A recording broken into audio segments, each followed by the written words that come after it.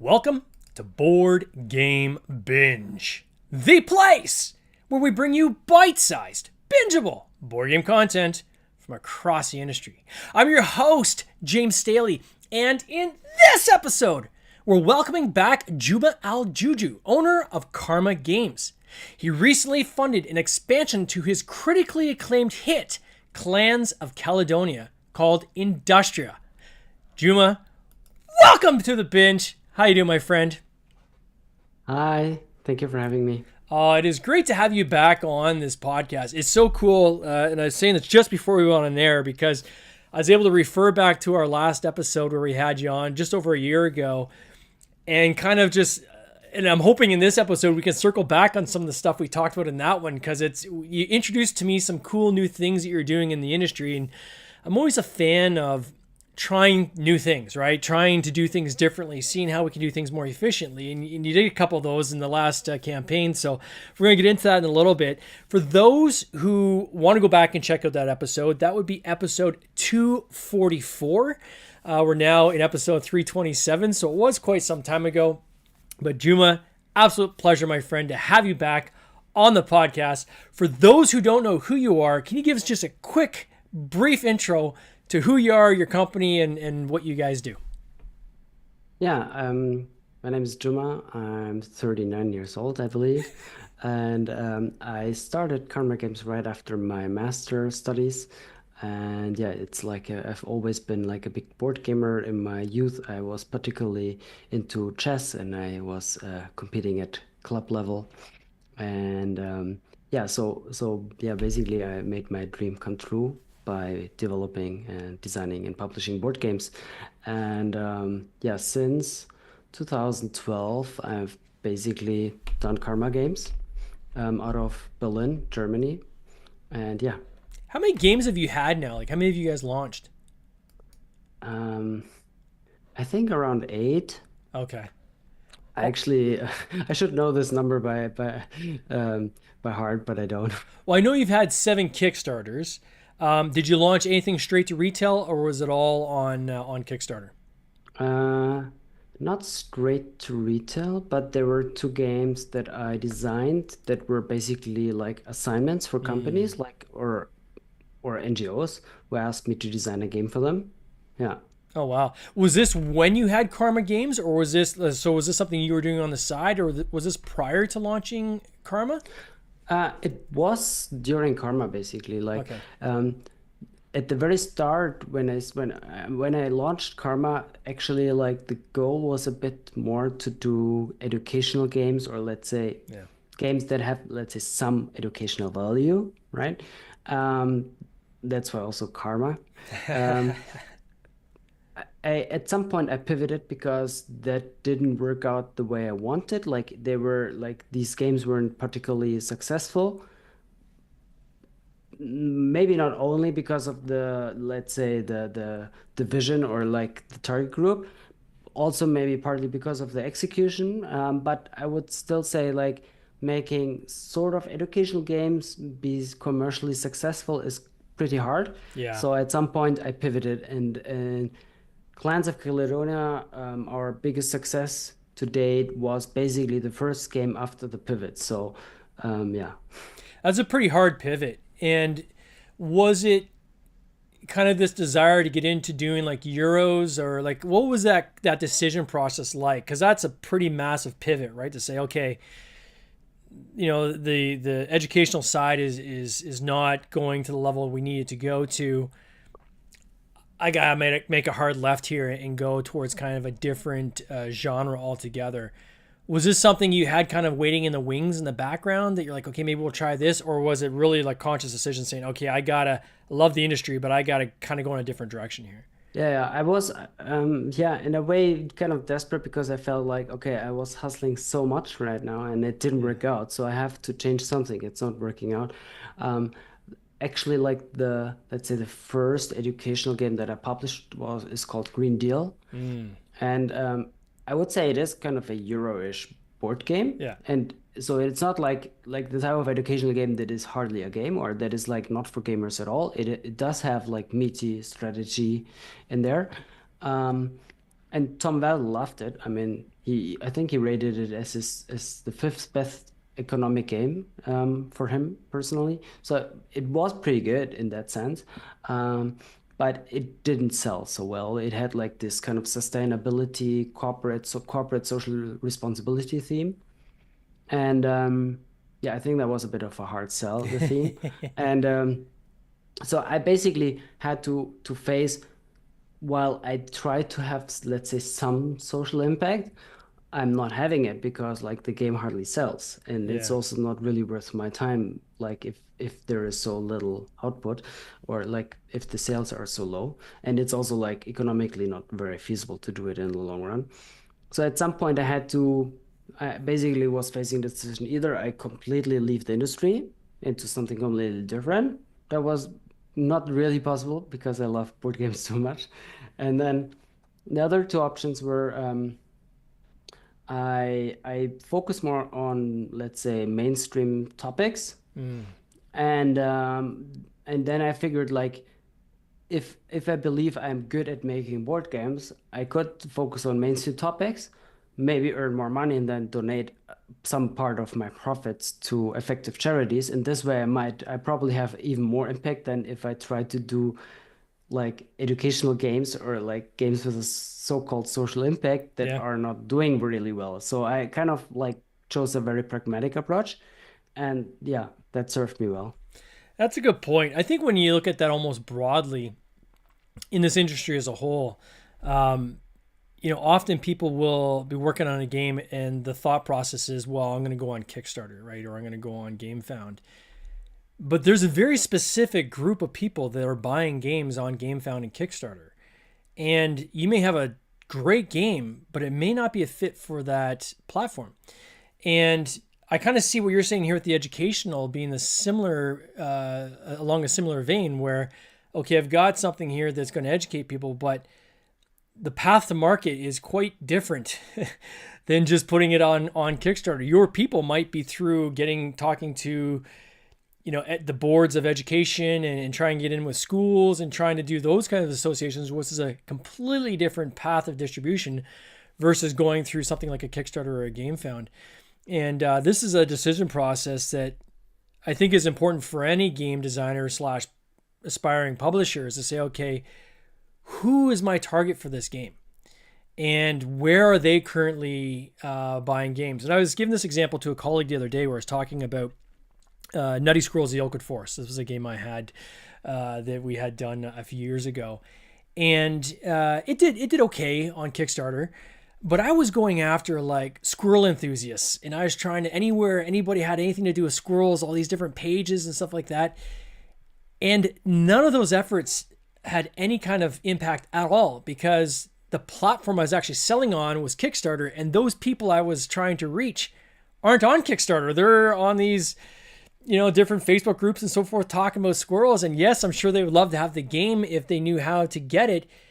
But you've got a whole kind of line of education you have to do on just helping them understand what is Kickstarter even all about, right? So I can kind of appreciate this hard pivot you did, because it's in anytime you change your business model too, that's a gut check time too, right? Because that's kind of like taking all the dishes off the table and starting the meal all over again, right? Which is Yeah. not always easy. Yeah, basically, like when you do educational content, then I mean, often what you want is you want to basically give people a new perspective, and basically you're inviting them to change, right? Yeah. And being an entrepreneur is to some degree something like the opposite. As an entrepreneur, you tend to be particularly successful if you give people what they already want instead of like giving something to them that you think they should like. Yeah. And that doesn't go so well together, I would say.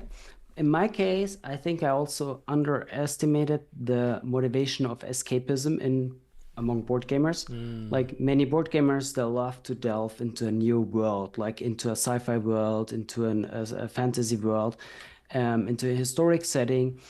And basically, when you make let's say, a rather realistic educational game about corporate social responsibility, that basically sounds too much like office jobs, and that doesn't like serve this motivation of escapism very well. But very interestingly, only recently Daybreak got the Kennerspiel, won the Kennerspiel, Yeah. and it is like thematically very similar to Green Deal actually, and to some degree I think it was also I was like too early. Like I mean, timing is very important as an entrepreneur, and you can do all the right things, but if you do them too early, then you're about to Yeah. fail. And I think like nowadays, if I did such a game again, it would have better chances. I think positioning is important too, how you position the product, right? So, I mean, you can do a game that is educational and has educational elements, but you can just position it as a cool game without actually trying to position it as educational, right? And Yeah. so if you can get past that barrier, sometimes it's not tricking people into being educated, but I mean, the education can be woven in there without it being kind of leaning too hard on that aspect of the game and really focus more on, as you're saying, like the escapism and things like that. I think that's probably a better path in this case if you're to take a game like this to a Kickstarter or so forth, right? And Yeah, then absolutely. and then last time we were on this podcast, we talked a little bit about the importance of for you and in some of your game design journey is not necessarily reinventing the wheel. And for you it was important to have familiarity in some of the game designs that you're doing, so that as people approach those games, there's something that they could kind of recognize in it that allowed them to say, okay, I can get into this kind of quickly. This isn't something that's too kind of out there. Can you talk a little bit about that? Yeah, so basically, like what I think is sometimes our industry overemphasizes innovation. Yeah. I mean, to some degree, like people take a lot of pride in being innovative and putting something out that's novel, and in the end, we're also, I think, the whole industry is also a lot influenced by the reviewers. Yeah, they're like reviewers who are very, very influential, and they play Yeah. like 200-300 games a year. They know thousands of games in their head, but the average Joe who's buying a game doesn't, right? Yeah. They may know like a dozen games or 2 dozen games, and people who know, let's say, who buy 50 games a year, this is like maybe a loud minority, but it's a very small minority. And I think publishers and me included to some degree, like we navigate towards like yeah fulfilling or serving the reviewers, which to some degree also makes sense because like if they like our game and if they endorse our game, we will sell more games. Yeah. But in the end, like this is not really like the core of the average Joe's game experience. The average Joe only wants to have a fun experience, and they don't necessarily know the, let's say, 20 games that basically preceded like my game and that have some familiarity, right? And they just want to have a fun experience. And so for them, it might actually be innovative because they don't know like the giants on which this game is standing.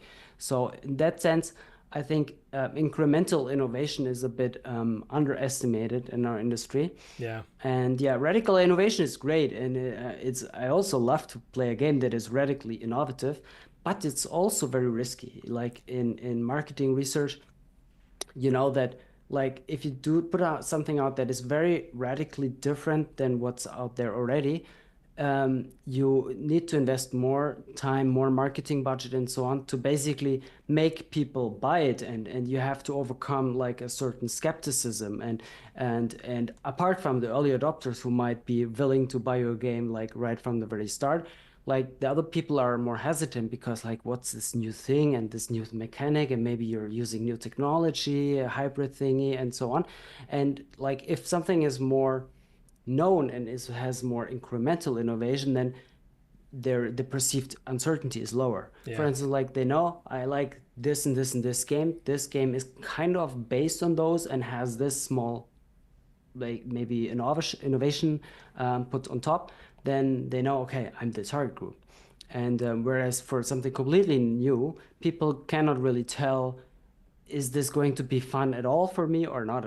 And so yeah, so I It's a think both approaches are fine, but just incremental innovation, maybe you don't feel like you're getting as much credit as if you're putting out like I don't know, the first deck building game out there or something like that. Yeah.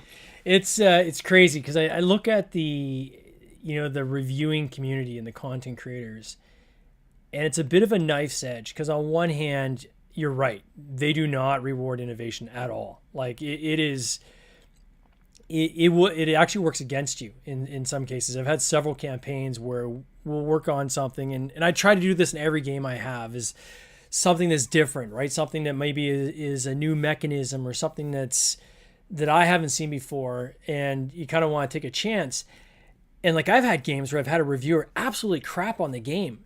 Take Cities of Venus would be a perfect example of this. It was quite well received across the board, but there was a couple of reviewers that just absolutely shredded it, and they shredded it not because they didn't like the game. Well, they said they didn't like the game, but they shredded it because they're like, well, this isn't really like, it's kind of a worker placement. It's not really worker placement. I'm having trouble put my finger on it. And they're really hyper focused on the fact that they couldn't really put it into a box, right? They couldn't kind of box what the game mechanisms were. And they really didn't like that, right? And I was penalized for that. On the flip side, I've had games where they're very familiar, and then you get the opposite side where they're like, well, it's too similar to this game, this game, this game, and this game. They'll rhyme off 5 or 6 games it's very similar to. And it's like, gosh, it's like kind of pick a lane, right? You're going to penalize me if I'm too innovative, but at the same time, you're going to penalize me if it's too familiar. So it's kind of this really thin line you're kind of walking. I think what you're saying is actually probably the better way to go and say, go familiar and pick one thing that is unique, that kind of sets it apart and is iterative to this particular genre, maybe, right? Yeah, yeah. The positioning part is very important indeed. Like I do see a lot of games that are, let's say, clearly inspired by one very, very successful game. Let's say something like Terraforming Mars or Ark Nova. Yeah. And then, but then they kind of fail at being like different at something else. So basically they're like just often like just worse, or like it's kind of inferior to those big Yeah. examples and role models. And so for instance, let's say you really like Ark Nova, but it's not the most interactive game, and you wanted to have like a more interactive Ark Nova, then it would basically appeal to a slightly different target group than Ark Nova. Yeah. And then you would have like a different positioning, and you could still kind of like maybe benefit from Ark Nova being so popular and good, but then you would still be able to justify people who already have Ark Nova get this game because they have a different game experience from it. I would say that's kind of similar to if I look at like Earth, right? Because Earth, to me, is like Wingspan, but simultaneous play. Mm-hmm. Right. So they've taken kind of this Tableau builder and said, okay, now how can we take this in a different direction and maybe deal with some of the frustrations that people have where they don't like the fact that it's kind of turn-based and there's a lot of downtime. How do we take that experience now and make it all that, you're constantly doing something? So I think you're right. And I try to do that as well. Like I look at our new title coming up soon in the new year, and people say, well, can you describe this? I'm like, yeah, take Barren Park, fantastic factories, a little bit of Favor the Pharaoh, munch those 3 together and put them in space. That's Cities of Venus survivors, right? So anytime you can kind of take different kind of games and combine them and have new and interesting ways to put mechanisms together, I think is kind of cool as well, right? Yeah. Yeah. Indeed. In there, and last time we chatted as well, you were just kind of getting into this new concept of, I believe it was like doing like 3 campaigns, but you're going to have like one pledge manager for the 3 campaigns. So after the 3rd campaign, then people could do a pledge manager. And then if they didn't know about the other 2 campaigns, they could have those games as add-ons, which was kind of new. I went back and looked at the video, and I was like a little bit shell-shocked because I hadn't actually heard of that approach before, which I thought was kind of cool and innovative. I know you haven't started fulfilling yet, but how did you find the pledge manager and kind of the combination of these different campaigns? Was there any learnings there for you at all, or?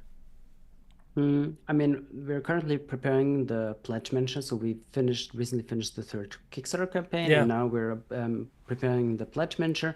And I think it will work out finally. Like, I mean, we have to use some workarounds because the pledge manager is not like built for our use case, but with some workaround, we can still make it work.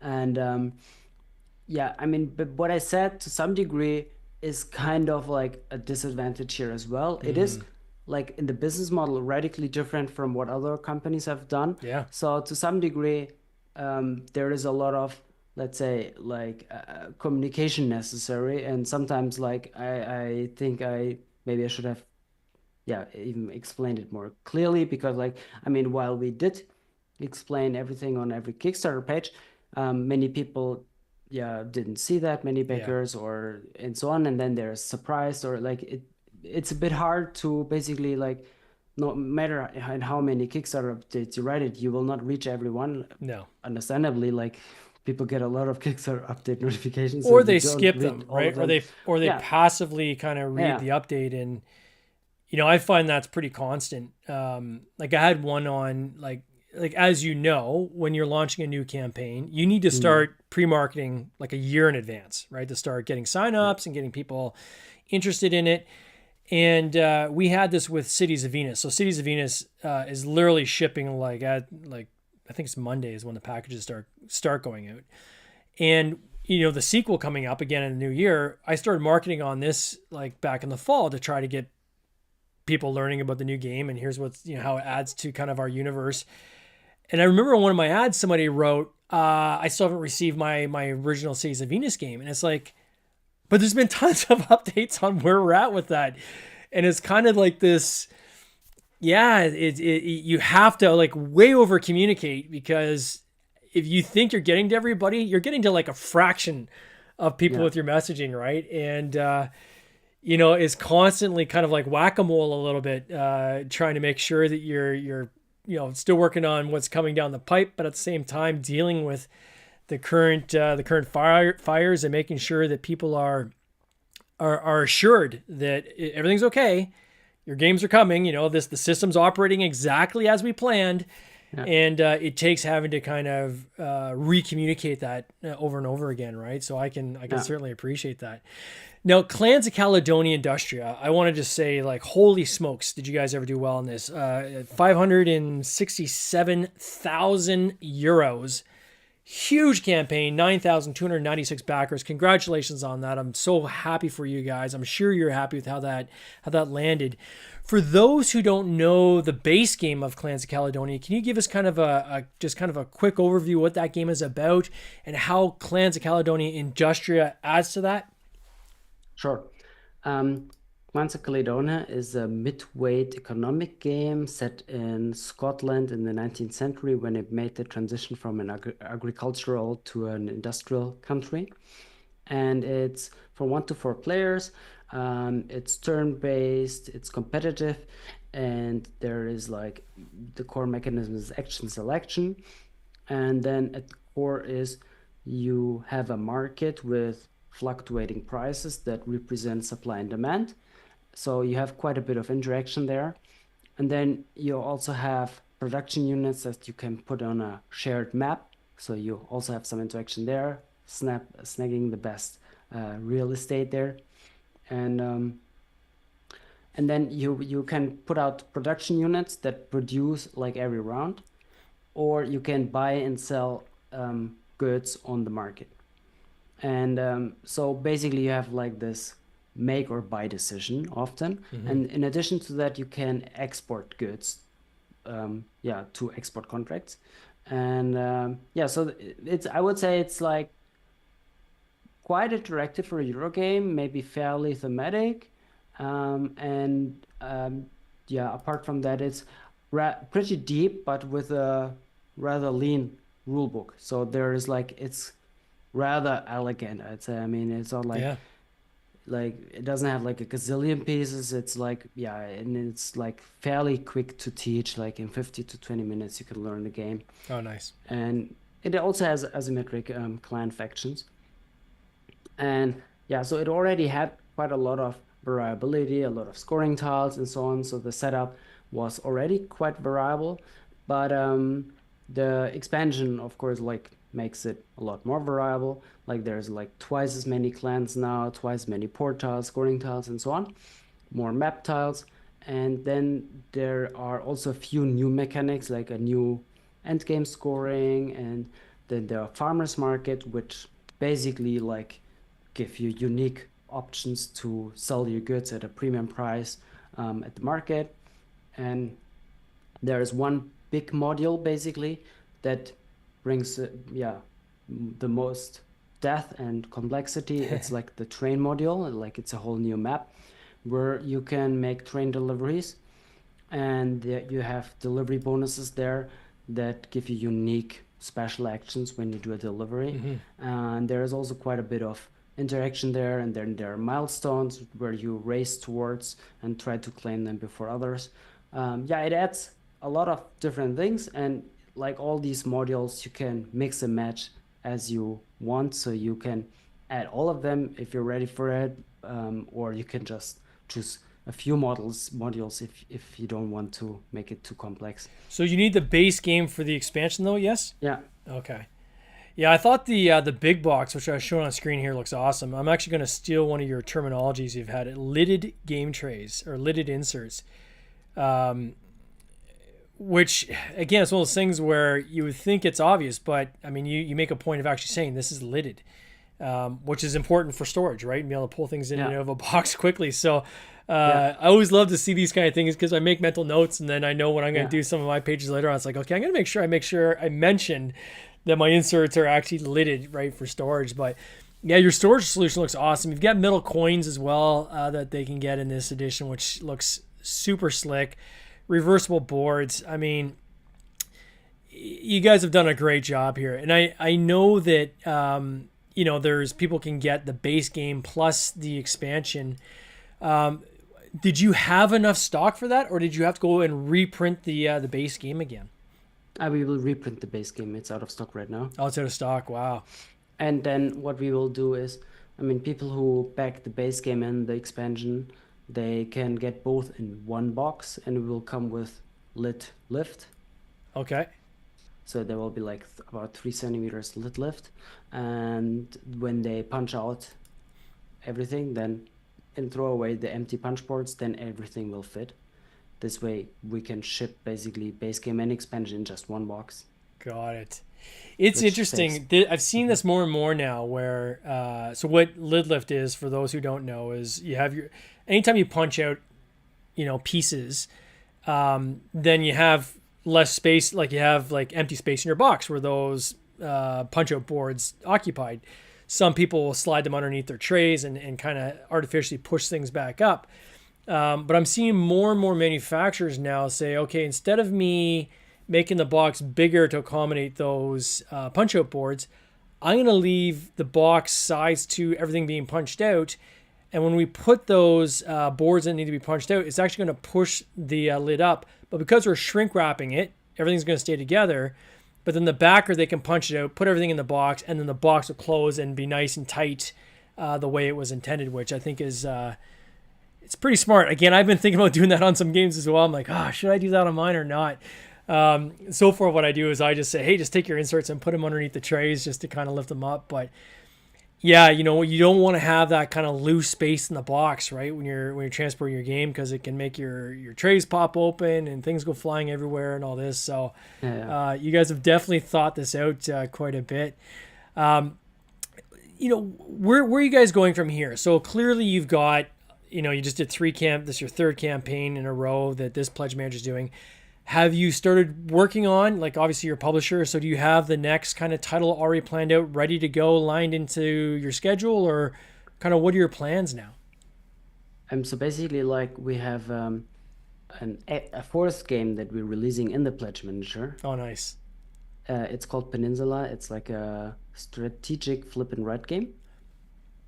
On the heavier side among the flip and light genre. Yep. And so that one is already ready, and we will just release in the pledge manager so people can add it to their pledge. And and apart from that, we have a few very promising game designs that were submitted to us, and we might sign one of those pretty soon, or even two. And apart from that, we have a few internal projects we're working on that are still in stealth mode. So I have to be a little bit secretive about it. But yeah, I mean, there's obviously like things we can do is make more games, more expansions for the games. We released like especially Thiefdom in Millennia and Peninsula. But apart from that, we can also make more games in this, let's say, universe of clans with maybe but standalone games, not expansions. That's an idea. And I have one or two game designs I also want to devote more time on very soon. And we're in the process of kind of expanding the team right now. Of course, the success helps both in terms of PR, like visibility, and also like financially. So we have the option to hire great team members right now, and hopefully it will reduce my workload a little bit and my stress. And I'm really looking forward to having a bit more bigger team with people who are experienced and senior, and then things will hopefully run even more smoothly. And I'm really looking forward to that. Oh, it's amazing. Well, for those who want to check out Clans Caledonia, Industria, I'm going to put a link in the show notes to the Pledge Manager. Actually, it'll go to the Kickstarter page. On the Kickstarter page, I know that in the coming weeks, the campaign manager, Pledge Manager, is going to be launched. But still, when you click on that link in the campaign page, it will take you to, if it hasn't launched, a splash page where you can sign up, and it'll let you know the second that it does launch, so people can follow the campaign. Man, I am so happy for you, Juma. I want to wish you all the best this coming year. I want to wish our audience a happy new year, and I hope everyone has a happy and prosperous 2025, and all the best, my friend. Thank you so much. I'm very grateful for how things went, and thank you so much for your wishes. Sounds good, my friend. You take care. Cheers. This has been an episode of the Board Game Binge podcast, hosted by James Staley, produced by James Staley and Mike Bruner, with original music by Nick Smith. If you would like to watch these interviews live, simply subscribe to our YouTube channel, Board Game Binge, and you'll get access to live interviews, giveaways, and interesting board game content from across the industry. I can't wait for you to join us. See you next time.